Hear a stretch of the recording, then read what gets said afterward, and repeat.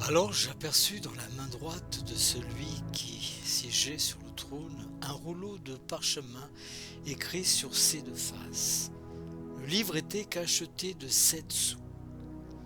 Je vis aussi un ange puissant et majestueux qui demandait à haute voix: Qui est digne d'ouvrir le livre et d'en rompre les sceaux?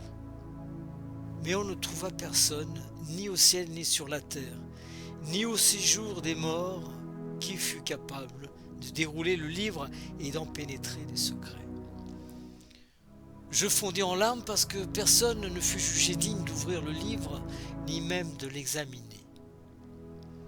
Là-dessus, l'un des anciens me dit: Ne pleure pas ainsi, regarde, le lion de la tribu de Juda, de la descendance de David, a remporté la victoire.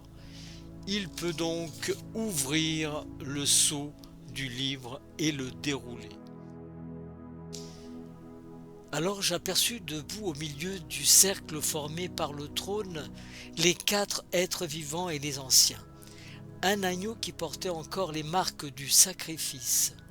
Il semblait avoir été égorgé, mais il avait 7 cornes, signe de sa puissance, et 7 yeux, symbole de la plénitude de l'Esprit de Dieu envoyé en mission sur la terre entière. L'agneau s'approcha pour recevoir le livre de la main droite de celui qui siégeait sur le trône. Lorsqu'il eut pris possession du livre, les 4 êtres vivants et les 24 anciens se prosternèrent devant lui. Chacun de ces derniers avait en main une harpe et des coupes d'or remplies d'encens, symbolisant les prières des chrétiens. Et ils se mirent tous à chanter un cantique nouveau, disant: Toi seul, tu es digne de prendre le livre et capable d'en briser les sceaux, car tu as racheté pour Dieu des hommes de toute race, de toute langue, de tout peuple et de toute nation. Tu as fait d'eux des rois et des sacrificateurs pour qu'ils servent notre Dieu, et qu'un jour ils président aux destinées de la terre.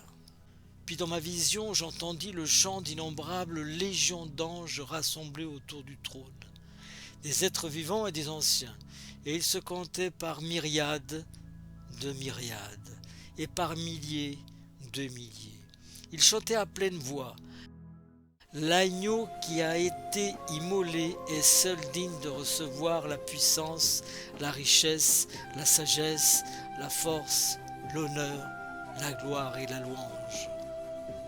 Et tout ce que Dieu a créé dans le ciel, sur la terre, sous la terre et dans la mer, tous les êtres qui peuplent l'univers, je les entendis s'écrier: À celui qui siège sur le trône et à l'agneau soit la louange, l'honneur, la gloire et la force au siècle des siècles.